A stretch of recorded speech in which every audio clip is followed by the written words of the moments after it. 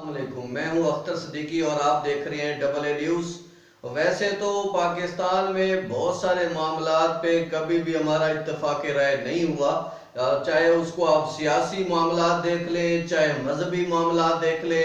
اور مذہبی معاملات میں آپ کو پتہ ہے کہ جو ہے تراویح ہو،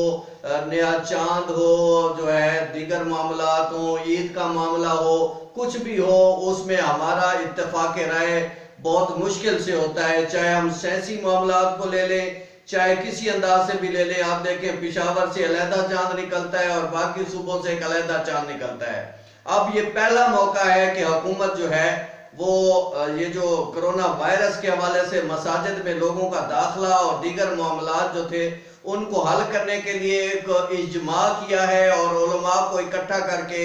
ایک مشترکہ لائحہ عمل مرتب کیا ہے۔ وہ آج لائحہ عمل ہم آپ کو بتانے جا رہے ہیں، اور صدر عارف علوی کے سربراہی میں یہ ہونے والا اجلاس، جس میں ملک بھر سے جید علماء نے جہاں شرکت کی ہے، وہاں گورنرز نے بھی شرکت کی ہے، اس کے ساتھ ساتھ وفاقی وزیر نور اللہ قادری بھی موجود تھے۔ اس اجلاس میں 20 نکاتی ایجنڈے پر جو ہے اور 20 نکات پر مشتمل جو ہے سفارشات تجاویز تیار کی گئی ہیں، جس پر عمل درآمد ہر نمازی کے لیے ضروری قرار دیا گیا ہے۔ اور اس کے ساتھ ساتھ مساجد انتظامیہ پر بھی یہ سارے معاملات لاگو ہوں گے، اور اگر کوئی مسجد انتظامیہ اس پر عمل درآمد نہیں کرے گی تو اس کے خلاف کارروائی کی جائے گی۔ یہ لائحہ عمل کیا ہے آج ہم آپ کو بتانے جا رہے ہیں۔ 20 نکات پر مشتمل لائحہ عمل میں پہلے نمبر پر بتایا یہ گیا ہے کہ مساجد میں اب قالین دریاں نہیں بچھائی جائیں گی، بلکہ فرش پر ہی پانچوں نمازیں، نماز جمعہ اور تراویح ادا کی جائیں گی۔ اس کے ساتھ ساتھ فرش جو ہے وہ صاف رکھنا ہوگا، اس کے علاوہ جو ہے وہ صفائی جب تک نہیں ہوگی وہاں پہ نماز ادا کرنے کی اجازت نہیں ہوگی۔ اس کے ساتھ ساتھ جو لوگ جائے نماز، تیسرے نمبر پر یہ بات ہے کہ وہ اگر ساتھ لانا چاہیں تو وہ لا سکتے ہیں، اور اس کی جو ہے اس کو حوصلہ افزائی کی جائے گی، اور یہ بہتر بات ہوگی کہ لوگ جو ہے گھروں سے ہی جو جائے نماز ہے وہ لے آئے۔ اس کے ساتھ ساتھ چوتھے نمبر پر نماز سے پہلے اور نماز کے بعد لوگوں کو اکٹھا ہونے، مجمع لگانے، اور جو ہمارے لوگوں کی عام طور پہ عادت ہے کہ نماز کے بعد اکٹھے ہو کے گپ شپ شروع ہو جاتی ہے، جمعہ کے بعد گپ شپ شروع ہو جاتی ہے، ایک دوسرے سے ملنا ملانا، ملاقاتیں بڑھ جاتی ہیں، وہ روک دی گئی ہے، اور کہا گیا ہے کہ کوئی مجمع نہ پہلے لگایا جائے گا نہ بعد میں لگایا جائے گا۔ اس کے ساتھ ساتھ جن مساجد میں صحن موجود ہے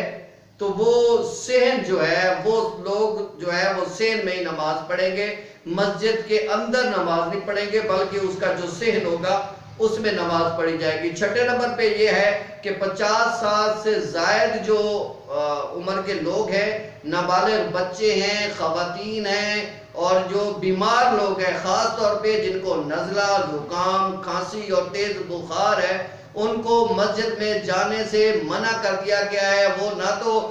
باجماعت 5 نمازیں ادا کر سکتے ہیں، نہ ہی جمعہ پڑھ سکتے ہیں، نہ نماز تراویح پڑھ سکتے ہیں، اور نہ ہی جو ہے وہ عید کی نماز پڑھ سکیں گے۔ اس کے ساتھ ساتھ 7ویں پوائنٹ پہ جو ہے مسجد کے احاطے کے اندر جو ہے نماز ادا ہوگی، نہ سڑک پر ادا کرنے کی اجازت ہوگی، نہ کسی کو فٹ پاتھ پہ جانے کی اجازت ہوگی۔ 8ویں نمبر پہ یہ بھی کہا گیا کہ کچھ لوگ اگر تراویح جو ہے گھروں میں پڑھنا چاہیں تو بھی اچھی بات ہے، اور آپ صلی اللہ علیہ وآلہ وسلم نے بھی جو ہے عبادت کا اہتمام گھر میں بھی کیا ہے۔ اس کے ساتھ ساتھ جو مسجد کا صحن ہے اس کو کلورین کے ساتھ جو ہے نا وہ دھویا جائے گا، اور اس کے ساتھ ہی صاف کیا جائے گا تاکہ لوگ جو ہے جراثیموں سے بچ سکیں۔ اس کے بعد 10ویں جو اہم ترین جو جس سفارشات یا تجویز سمجھ لیں جس پہ اتفاق رائے ہوا ہے، اور اس اتفاق رائے میں جو 10ویں بات ہے وہ یہ ہے کہ صف بندی کا اہتمام اس انداز سے کیا جائے گا کہ 6 فٹ کا فاصلہ۔ 6 فٹ کا فاصلہ مینز یہ ہے کہ ایک نمازی کے بعد 2 نمازیوں کی جگہ چھوڑ دی جائے گی، اس کے بعد اگلا نمازی کھڑا ہوگا، پھر اس سے 2 نمازی اور چھوڑ کے جگہ، اس کے بعد اس سے اگلا نمازی کھڑا ہوگا۔ اس طریقے سے جو ہے وہ نماز کی جو صف کا سسٹم ہوگا۔ 11ویں نمبر پہ جو ہے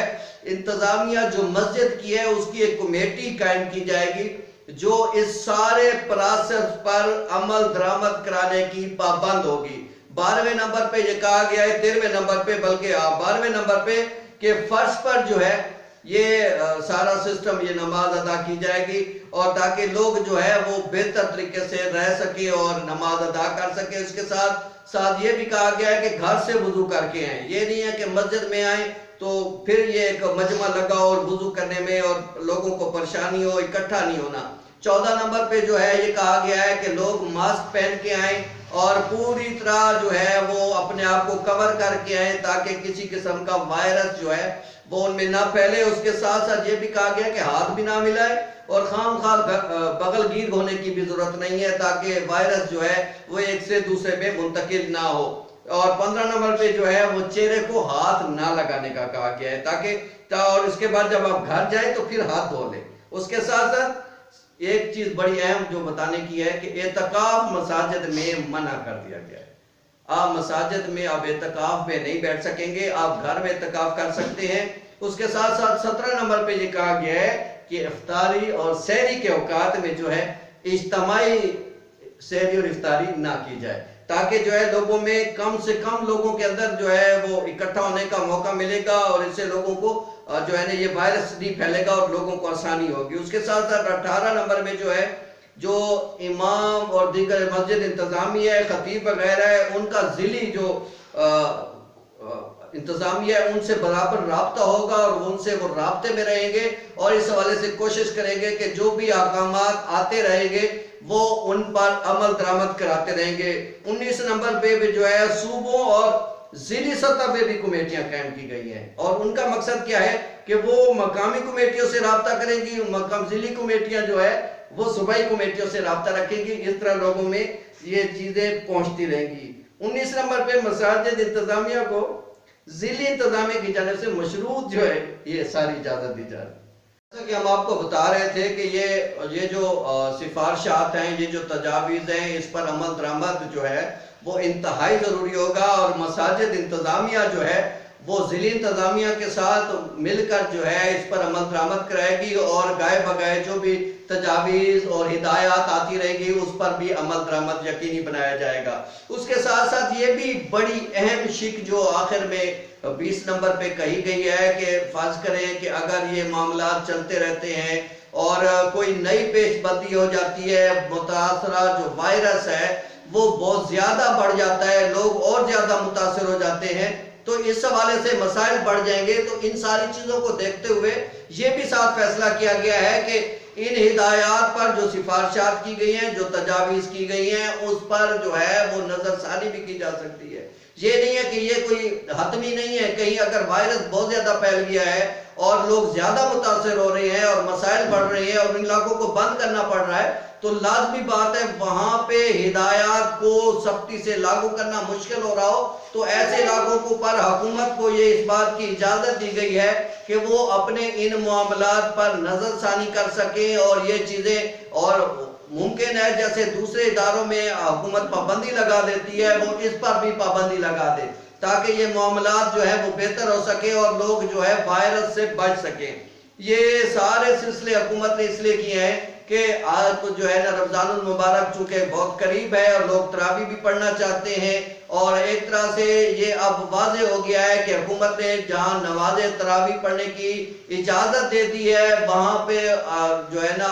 اعتکاف کی اجازت حکومت نے نہیں دی ہے، اور اس حوالے سے جو 20 رکعات پر جو ہے وہ سفارشات تیار کی گئی ہیں اس پر سارے علماء نے دستخط بھی کر دیے ہیں اور آنے والے دنوں میں اس معاملات پہ لوگوں کے لیے یہ بہت اچھا فیصلہ ہو گیا ہے کہ لوگ اب جو ہے نہ صرف نماز تراویح ادا کر سکیں گے بلکہ نماز جمعہ بھی پڑھ سکیں گے اور عید دن پہ جو ہے وہ نماز عید بھی ادا کر سکیں گے۔ بہت شکریہ، آج ہم نے آپ کو اس ویڈیو میں بتایا ہے کہ کتنے نکات جو ہے حکومت علماء کے درمیان اتفاق رائے سے جو ہے وہ مرتب ہوئے ہیں اور رمضان المبارک میں جو ہے نمازیں اور اجتماع جمعہ اور جو نماز تراویح کا اہتمام ہے وہ کس انداز سے کیا جا سکے گا، اور اس حوالے سے جو سفارشات، جو تجاویز اور جو ہدایات بنائی گئی ہیں وہ ہم نے آپ کو پیش کیے ہیں۔ امید ہے آپ کو پسند آئی ہوگی، آپ خود بھی سنیں اور دوسرے دوستوں تک بھی پہنچائیں تاکہ لوگوں کو پتہ چل سکے کہ رمضان المبارک میں کیا کیا معاملات پہ بندشیں ہوں گی اور کس طریقے سے وہ نماز تراویح ادا کر سکیں گے. اس حوالے سے نمازیوں پر کیا ہدایات جاری کی گئی ہیں اور انتظامیہ پہ کیا ہدایات جاری کی گئی ہیں, ضلع انتظامیہ کیا کرے گی, صوبائی انتظامیہ کیا کرے گی, اگر وائرس پھیل رہا ہو تو اس سلسلے میں کیا کیا جا سکے گا. ان ساری چیزوں کو جو ہے حکومت نے علماء کی مشاورت سے اجماع کے طور پر نہ صرف اس کو منظور کر لیا ہے بلکہ اس کو اب میڈیا کے ذریعے آپ تک پہنچا بھی دیا ہے. آپ اس پر ہم خود بھی عمل کریں, دوسروں کو بھی عمل کرائیں. بہت شکریہ.